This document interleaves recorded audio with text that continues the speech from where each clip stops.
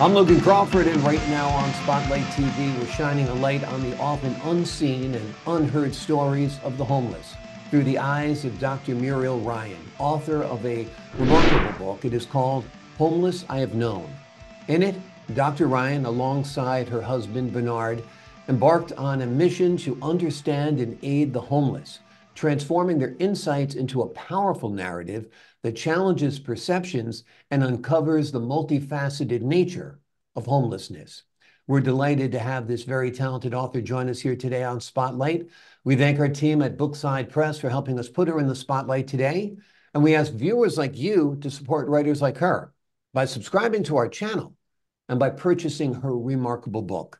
The links are below this interview. Dr. Ryan, great to see you here today on Spotlight.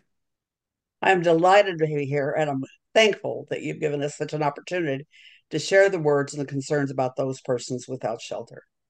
Absolutely. It is a huge concern. And I noticed right off the bat, you referred to what many people call homeless as persons without shelter, which is a much more compassionate term. And I will try to use that as much today as possible during the interview. And you make a note of that in your book as well. And I think that's a great point that you make. It's estimated that there are between anywhere from 250,000 to 3 million people without shelter in this country. It's just a mind-boggling number. And when you go into the city streets of any major city, you'll see that the streets are littered, quite literally, with people without shelter. So it's a huge problem. So what you and your husband embarked upon to create an understanding of the problem and an understanding of the people, I think was remarkable. Tell us a little bit about your journey. To be quite honest, I don't think either one of us knew what kind of journey we were going on. Hmm. There were a lot of things to learn, and I did this in my hometown, Terre Haute, Indiana. And the short story is Terre Haute is no different than most suburban, urban cities that have found themselves with a sizable number of homeless. But just even after 10 years, I feel like I just barely scratched the surface of understanding. Hmm. Um, many people, um, unfortunately, find themselves in situations where they have worked with folks that are without shelter and, quite frankly, still carry across a subset of thinking them as addicts of some sort or um, lazy or not motivated. The list goes on and on. But I found it to be much more complicated, and so did my husband at that time. Right. Because it's easy to, paint them with a broad brush and say they're all drug addicts, they're all schizophrenics, they're all mentally ill, they don't want to be helped. And there is, like you said, a subsection of the homeless that have that problem, that they're, paranoid from mental illness perhaps and don't want to be in a shelter and housing or so forth. And it's their choice to be on the street, even on freezing nights sometimes. But there are a bunch of people, like some of the folks you document in your book. Like I believe the first woman you talk about is Nancy and her daughter or son that you simply refer to as the child, who the mother lost her job through no fault of her own. She had a heart condition and she was weak and she was not able to work. And you were able to help her. Tell us a little bit about that first story of that family that you document in your book. Well, I keep thinking about that family because, number one, they were the first family, Mhm. again, as well as the fact that not having worked with the homeless, this was my total introduction with this lady. Very kind, a very gentle woman. She had been in a long term facility, and we were considering ourselves transitional, which is a longer term preparing you for permanent housing. She moved in January, and by the last week of May, she had a massive stroke. Mhm. And within 12 hours, we knew that we needed to find child's sibling Mhm. that we could end up placing her with someone that was familial and not having her placed in foster care or something on that like, or persons that would be totally unknown to us. And I think when you read that chapter and find out how we found that sibling, it's just short of a miracle that we Mm, did it in less than 6 hours. Um, but the circumstances continue to astound me because this child, who happened to be a young lady, is now grown, is now a mother herself of one mm, under the year old. And it's a blessing to stay in contact with so many of the children that we served because our first shelter was open to mothers with children. mm, And that was called Deborah's House. Deborah is a judge, the only female judge in the Old Testament. And because of that circumstance and watching the women have to take leadership within the household, that's where we got the name Deborah come from. mm. And the other thing too is this is much a lesson about that family, but also a lesson to those who are believers in God Mm, and haven't pieced together. There's a certain amount of things we're supposed to be doing: mm. feeding the hungry, bringing the stranger in, clothing the naked, um, visiting those in prison, visiting those that are sick. So there's as much faith built into Homeless I've Known as there is story after story.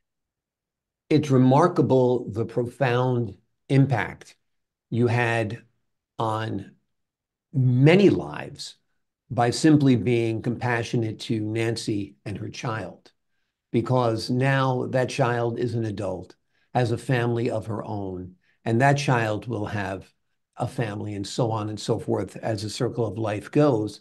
And so you've had a lasting impact that'll, have a profound effect for generations because you did what Christ would want you to do. You It followed made the sense to me. Beatitudes. It made sense to me all over.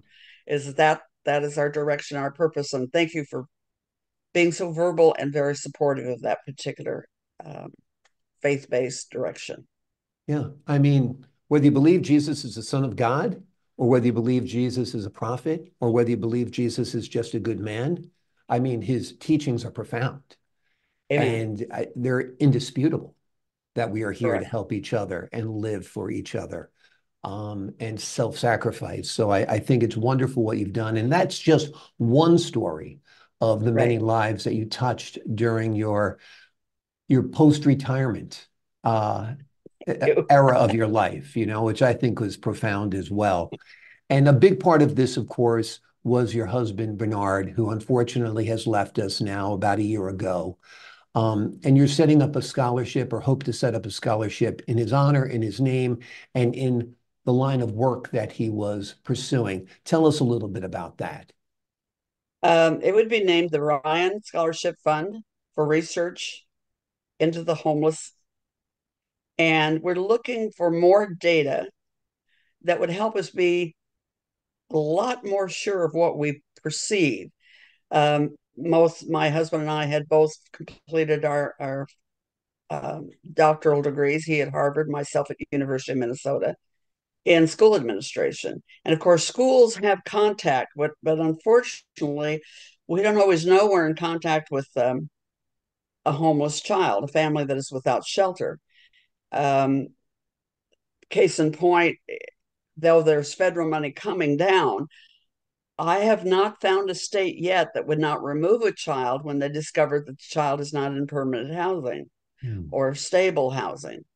So that right off the bat, for both of us, we were uncomfortable with it as a policy, largely because knowing that would make a difference. And I was constantly amazed with the number of mothers and children that we would register for school, that was never a question they were asked. They were asked what their address was, and they would provide the shelter address, of course.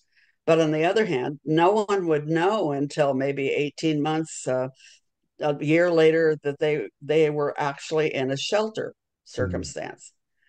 Um, once they get into a shelter, they're not considered putting the child at risk, but at the same time, not allowing the teachers that work with this child to understand that the child had been in the third school for the in 1 year, that would have an impact on them, which most certainly it would. It's difficult, and that's one area of research that needs to be done. The long-term impact of children being without shelter. What about them in terms of how do they establish friendships? How do they feel like they're being consistent in their academic progress? What kind of circumstances allow for changes that are so disruptive to their social development and their social skills? What kind of changes are services offered to them when they are received into new school? Mm. Well, the parents just would rather not tell the world that they are in a homeless shelter or have been homeless for perhaps anywhere from 6 to 8 months. Yeah. And with good reason, as you said, they're at risk of being separated from their children if those children or the parent were disclosed that they're in a shelter rather than living in a home. We live in an era now that began after 2020 where our cities are filled with empty buildings. Is this not a great opportunity to retrofit those zombie buildings that they're called and make them housing for people who need affordable homes, people without shelter? What's your thought? It's interesting you should end up bringing this up because I've had the blessing and privilege of living in Minnesota, New Jersey, Virginia, now South Carolina, Indiana. And you're right. There are buildings all over the place. They have been for a long time now Hmm. that um, seem to be very logically set up uh, to end up putting people in them, Hmm. offer them services for them. Um, I presently here in South Carolina do work with an organization called Pathways that works for both women that are homeless and men that are homeless, veterans. And the thing that is absolutely ironic is that it's actually a converted old elementary school. And There I you go. recognized it immediately. I said, I've seen a building or two like that before. Um, and yes, part of it has to do with funds. It's tough to get the funds to do restoration. There are certain valid Right. regulations having to do with creating fire safety. But we're Um, about to send $100 billion overseas. yes, $100 billion. And that's just the latest check that we're sending. I mean, we address other problems of people who are displaced, of people who are hurting, of people who are in need, and that's admirable. But, our circle of concern, just like a family, sometimes has to be first the family, then the community, then the city, then the county, then the nation. Uh, I think we have a moral obligation to take care of the folks who are here and nobody talks about it. They talk about building a wall to keep the immigrants out. They talk about, I don't even know what the promises are during this election cycle because I've heard them all before and I've heard them for decades and nothing ever gets done. But I think what's remarkable and what's the point of your book is that we don't necessarily have to wait on government. We don't even necessarily have to wait on church. What we have to do is be concerned individuals, a woman who gets together with her husband and said, let's take a journey. Let's find out what this is all about. Let's see what we can shine a light on. And you've done that. We're almost out of time, but I'd like to give you the final word, Dr. Ryan. I just want to mention the fact that become familiar, find out what you can do, find out whether or not the shelter needs extra sheets. If you're in the situation where I just recently moved again, and the short story is that a lot of stuff got redistributed. I went through my closet. If I haven't worn it in a year, it's time for it to move on. Um, how about I bought 75 cans of soup and I only ended up consuming 60. Mm, 15 of those need to go to her for a lunch or dinner for a hot plate. yeah. The other thing, too, is become very aware of seasonal crisis. Um, there are persons that will recognize that they need to be fed. Yes, they need to be fed. But those that are in shelters that are serving them need to remember that we have extremes here in the United States and everywhere around the globe.